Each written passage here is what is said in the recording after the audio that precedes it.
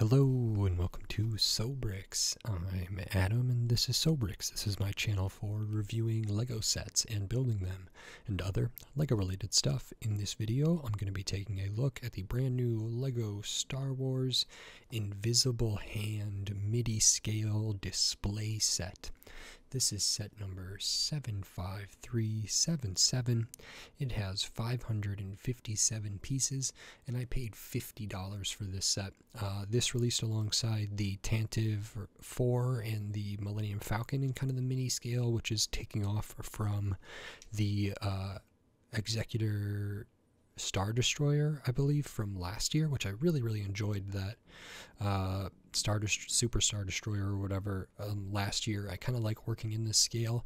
This is the one, I mean, I think the Millennium Falcon and the Tantive 4 look really interesting, and I'll probably feature those on the channel at some point, but this is the one that jumped out to me. I think General Grievous isn't represented in Lego as often as maybe they should be, and so I really wanted to get my hands on this, see what the 25 years brick looks like and everything else. So now in this video I'm going to open this up, I'm going to put this together, and then I'm going to share my thoughts on it. So while I build, I will speed the video up and then I'll slow it back down to review this set. So until then, enjoy. Okay, so while we look at the build for this Lego Star Wars Midi Scale Invisible Hand set, I just wanted to say thanks for watching, and then remind you, if you like the video, click the like button, click the thumbs up, and if you like my other videos, click the subscribe button. That helps me a lot. I'm on the road to 1,000 subscribers, and I really appreciate all the help. Maybe I'll get there sometime. It's only been about a year since I've been doing this, and I'm having a ton of fun, and I really appreciate everybody who watches and likes and comments and shares, so it means a lot to me. I appreciate it. And then I wanted to talk about the build here. So we start building the kind of base for the body, sort of the raw skeleton of this thing, but we still have some external details here, a little bit of greebling stuff, get the colors moving through it. We added the thrusters on the back, which is nice to see. Working on the next bag of pieces, we're going to add kind of the side panels that surround the hangar where ships can fly in and out of, which I really liked. You can maybe see the little like slit that's through there, but the way that these side sub-assemblies are done is really nice. They fit together well. It was very satisfying to put these on the finished model. There's no really like breakthrough amazing building techniques in this, but I still really appreciated the final product. And now we can move on to building the front half of the ship. You kind of build it in a couple stages. So like the first two bags are the rear end, the next two bags are kind of the front end, and then the last bag is for the stand. And I really like how they attach together. I liked how the front end was done a lot. It looks really cool right now with all the different translucent colors and the vented pieces. That actually gets covered up, but you can still see the hints of it in the finished model, which is appreciated. Do a little bit of greebling stuff on the side, again using some brackets for some studs on the side stuff. There are a couple stickers in this set. I wish there weren't, but that's just the reality of it. We kind of finish out the rest of the front end of this, where we can put the bridge and the other kind of greebly details on top. It's not insanely detailed with greebles. I do like how they did some like studs on the side bricks to taper in the front end, but I also felt like maybe the very front on the top was a little bit uninspired, but the stuff in the middle is very good. And then we can start working on the stand. This was pretty straightforward, but really good, and it does come with the printed pieces for the 125th anniversary brick and the label brick, so that's very nice. And now on to my review for this set. Okay, so that is this Lego Star Wars Midi Scale Invisible Hand set. This was really great. I like working at this scale. One of the things I think people thought when these first were kind of released, or the images were released, was kind of getting a grasp on how big they were. And I have to admit, I thought this one was relatively small from the pictures. It is small, but it doesn't feel unreasonably so. I actually don't mind this compared to the like Super Star Destroyer that came out last year. It's probably pretty similar in length. I don't know for sure, but I'm assuming it's pretty similar here, which is nice. It's a narrow ship, but that doesn't bother me too much. That feels true to the one we've seen in the movies, in Revenge of the Sith at the beginning. And so there's some good stuff here. There's some nice Easter eggs for fans that they call out in the instructions. So that's pretty cool. And that's true with a lot of these MIDI scale things, and even some of the bigger ones, some of the like UCS style ones. But I don't know if we'll ever get a UCS style version of the Invisible Hand. I don't know if people want that or not, and I think this is pretty well done. So we can get into it, and there's no minifigures to look at, but we do have some. I don't know whether to kind of spoil the Easter eggs or not, but there is some characters represented inside the builds, and I wanted to show the instructions because I didn't use them. I used the digital ones, so it has a little bit of a kind of information here, which is nice, and different languages, an iconic separatist flagship here, which is nice. Spring the Trap, and then we have the 25th anniversary thing here. Also, throughout the instructions, we get little kind of notes, which is cool that R2 is kind of beaming those in. And there's a few other ones throughout this, and I think there's even one kind of towards the rear referencing something that happens in the beginning of Revenge of the Sith. So yeah, right here. So that's pretty cool to see, and it also calls out any of the little kind of Easter eggs as you go. And this is great. The first thing I want to look at is the brick here for the 25th anniversary of Lego Star Wars. So it's got R2 and displaying the message, and it is a Lego brick. This is all printed. Pretty good production work there. Like to see that. It's not double-sided or anything, but that's really, really nice. So that's kind of collectible and nice to display it with.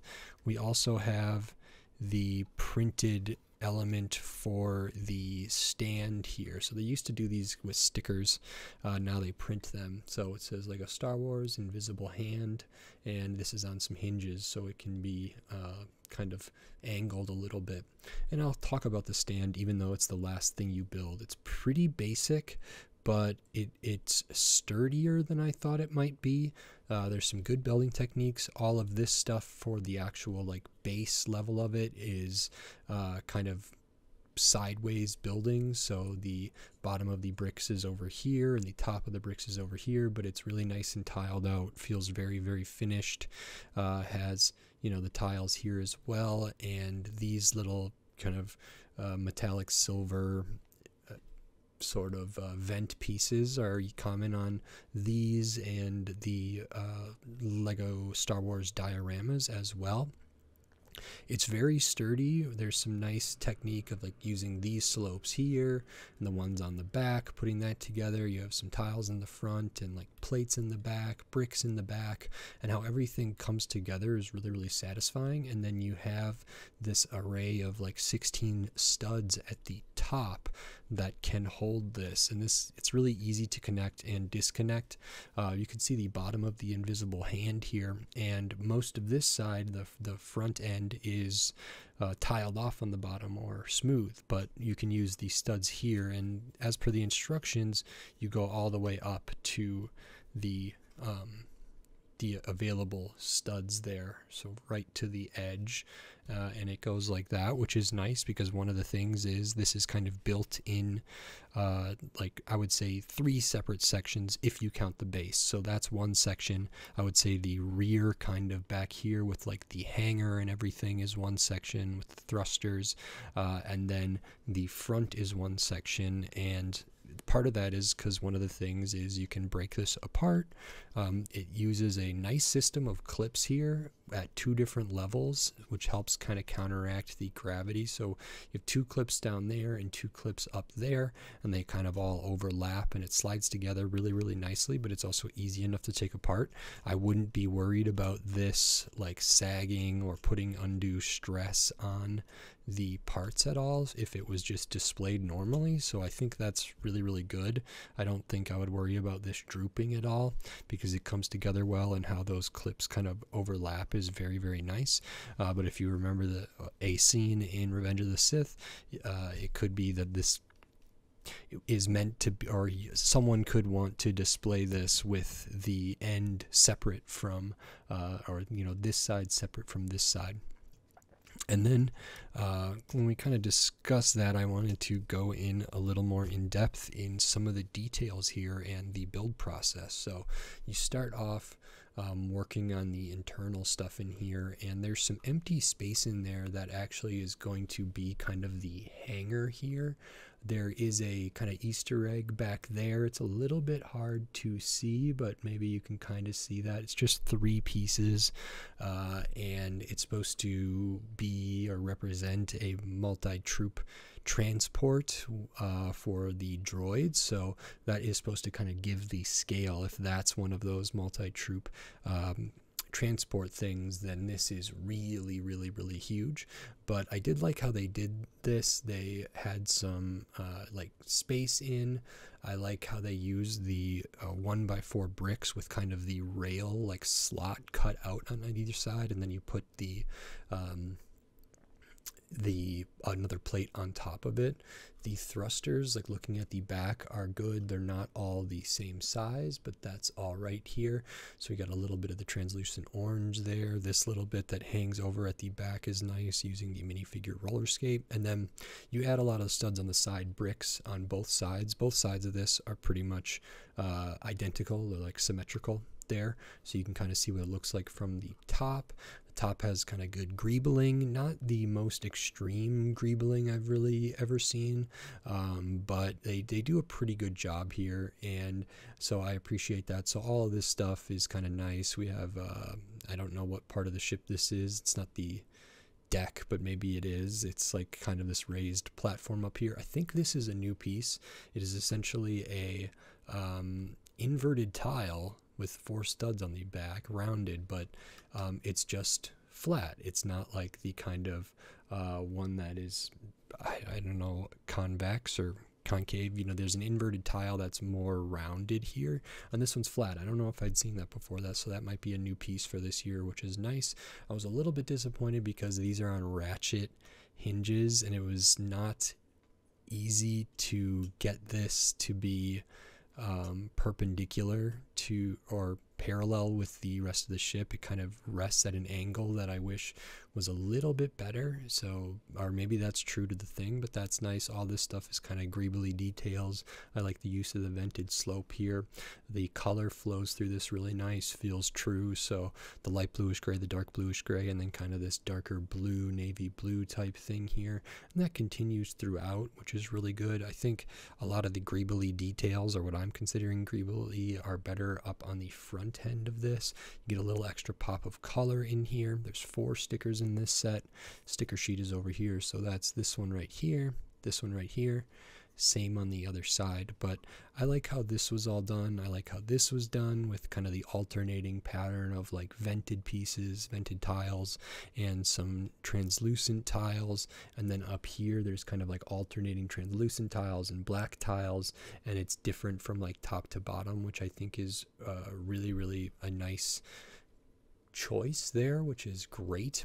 I think the shaping of the front is a little bit basic, but it also feels authentic. We do use the technique of putting a tile just in a clip piece here for, I think that's like the bridge or the deck or whatever it's called, the bridge of the ship, which is nice. But this is a good use of a piece here, and overall I think the shaping of that is nice.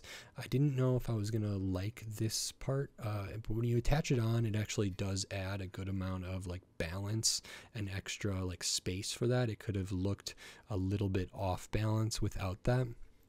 I did appreciate the extra little bit on the bottom here. Again, I'm not sure what that's necessarily supposed to be, but it's nice the way this is supposed to be displayed on the stand. You don't have to worry about those like coming off or having to rest it on an angle or anything like that. So that's nice. It could be relatively easy to kind of knock that off otherwise. And I think the shaping is really, really good. I like how rounded this is. I like all these studs on the side building. You do different sub-assemblies over here that fit together really, really well. Good use of different slope pieces to kind of get this cutout at the rear. And this all flows good to me. So I really, really like how they use these clear pieces for the hanger as well, instead of just leaving it open. I think if it was left open, you would be able to see that MTT in there a little bit better, but this is okay too. And I also appreciate like the different pops of like translucent tile. Like this one is just clear, but we have some back there, translucent plate. There's a few more of those kind of throughout, which I think is nice. Makes us feel really like operational and kind of lived in and everything. And overall, this is pretty great. I like the scale a lot. It's a lot of tiny pieces, but it works. I think they did a good job with the shaping, but maybe there's some elements that feel a little bit basic, maybe a little uninspired. I do wonder if there's not like a better way to do this that just isn't these three kind of slope pieces and make it a little more interesting. But when I look at the reference photos, it feels okay to me. Let me actually grab the instructions again so we can see those reference photos. And there is one here from the beginning of Revenge of the Sith, and here is one seeing the side of it, so you can see the overall shape, but it's a little bit small. And is there maybe, I don't know if there's any other ones in the instructions themselves.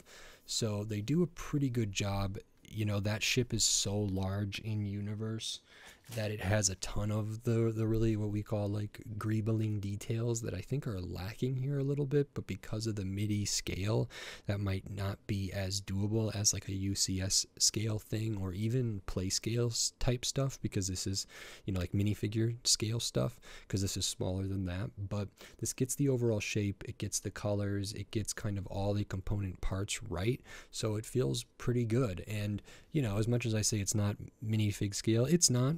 Theoretically, this could be played with, and I really like that. I think people are probably going to make like dioramas of this where the rear is maybe still in, you know, they're separated, but making sort of how this lands in Revenge of the Sith and kind of redoing that or recreating that scene, which I think is a really cool option. There's probably great ways to do it. I'm excited to see what people do, and maybe I'll try my hand at making my own at a certain point. So I think that opens this up a lot for more opportunities and more time to spend with the set, generally speaking. So I really like that, and overall it's like a great little display. I personally like MIDI scale as someone who doesn't have a ton of space to display Lego, or like I just have a lot of Lego to display. This feels a little nicer to me than some of the UCS stuff. I did recently build the UCS land speeder, and I don't think I featured that on the channel yet, so maybe I will in the near future. And I really loved that build, and I like how it looks. It was a very fun build, but it's pretty big, and like comparing it when I'm looking at it right now, like just one of the engines on the back is like, you know, a good, this front third of this thing, and then there's three of those, and there's more kind of greebling detail into the exposed one in that one, so it's not really a fair comparison. That one also has a display stand, and overall, like if I were to look at the amount of area they take up, that's probably one of the smaller and more manageable Lego Star Wars UCS sets, compared to the Superstar Destroyers or whatever else. That one's probably more manageable. But this feels really great to me because I can like show different ships from different eras, different properties, or different parts of the Star Wars universe, and display them in a way that's not so overbearing. It's not so ginormous that I need to dedicate a ton of space to. It's a little more kind of just casual, and it's not like the center of attention necessarily. This could sit on a bookshelf and kind of fade in there and be really, really good and feel nice rather than take up, a whole portion of a room. So I like that, and it'll go nicely next to the Superstar Destroyer at the mini scale, and the Tantive, and the Falcon, which I look forward to getting. And now I believe like Marvel is going to be doing some midi scale stuff with a helicarrier there as well. But this is the first one of the new wave of these that I built, and I really appreciate it. I think they did a lot of things right, and it looks pretty great once it's done, so that's very, very good. And I will show the extra pieces because you do get some. Working at this scale, you kind of get a fair amount of extra pieces, not as many as I maybe would have thought, but all your 1x1s and stuff. There's a couple different colored studs in there that are kind of some of the Easter eggs. This clear like half rounded tile here is nice. The minifigure ice skate there. So those are all your extra pieces. And this set is 557 pieces, and it retails for $50. So the Superstar Destroyer midi scale, which I think $70, and that one like sold out very, very quickly, I believe, and then people were reselling them for $90, $100, $120 and stuff like that. I think it was 70. It could have been 60, but I think it was 70.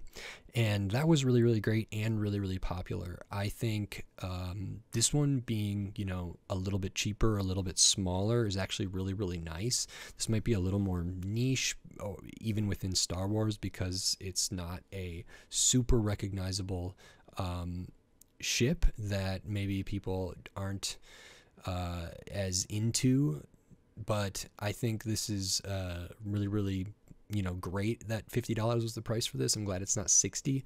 I could see people saying it's still a little bit overpriced. That may be these midi scale things, like as well as like the helmet displays, the dioramas. The price per piece is a little bit strange. They're kind of adult oriented, display oriented, like really polished sets, and they, for whatever reason, carry a bit of a premium because of that.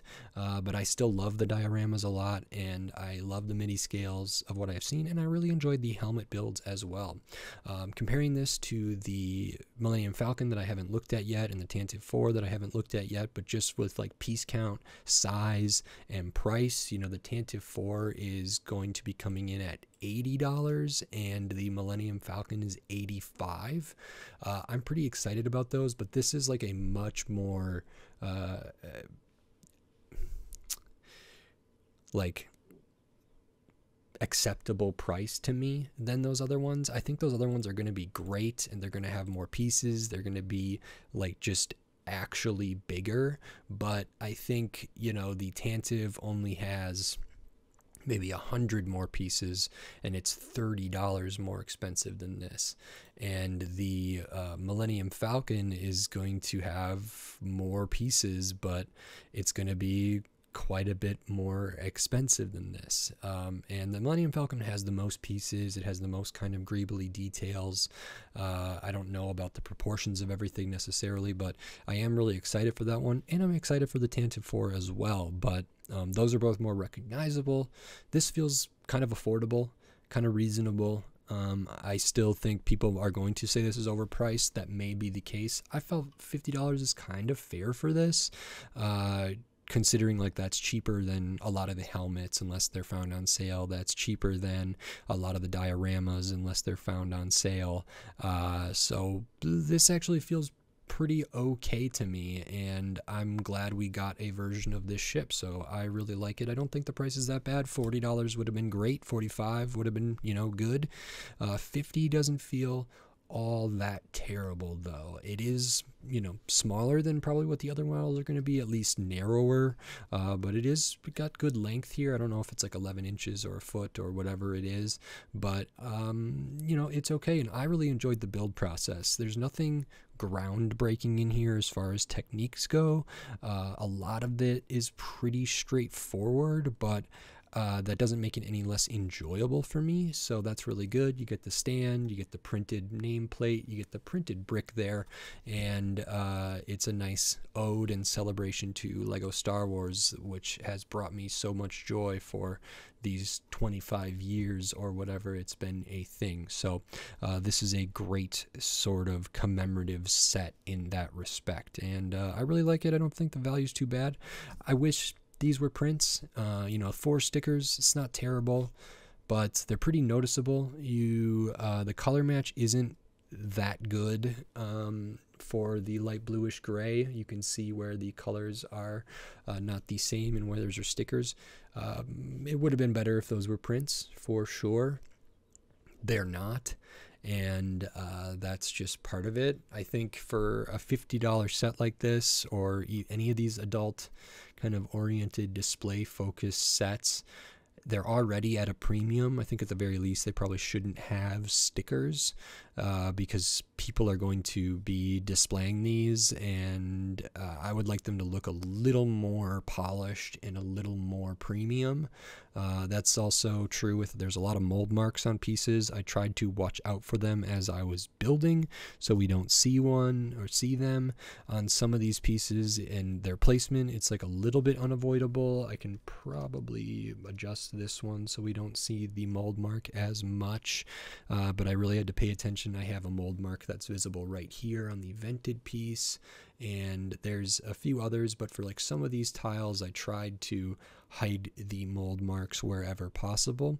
It's a little bit frustrating that that is the case, again, for something that we're supposed to think is like very premium, and that doesn't always feel that way when I'm having to look at manufacturing kind of issues or problems, or just quality control things that we don't get, you know, pristine pieces as much, which is just is what it is at this point. But I do like a lot of this, and I think the price is okay. Maybe we should have done prints, but it still feels pretty great. So I'm excited to look at the other ones, and that's that for this video. So if you like this video, please click the thumbs up and give it a like. If you like my other videos, click the subscribe button down below so you can stay up to date on all the Lego videos I'll be doing here in the future, including more Lego Star Wars, more Midi scale sets, and then also tons of other Lego sets from all different themes, all different shape, size, price point, piece count, tons of different videos. So subscribe so you don't miss them. We're almost to the way to 1,000 subscribers. It would be amazing if I got there. I'm not sure if I ever will, but I appreciate all the help, all the support. It means a lot to me, so thank you very much. If you want to support the show in another way, you can do that right here on YouTube with membership, supers, and thanks. And I still have the Patreon. It's in the video description on my channel page, patreon.com/sobricks, and maybe consider checking that stuff out. It does help me a lot, so I very much appreciate it, and I'm just very grateful to be able to do this. So it means a lot to me, so thank you very much. And with all that said, until next time, thanks. Bye.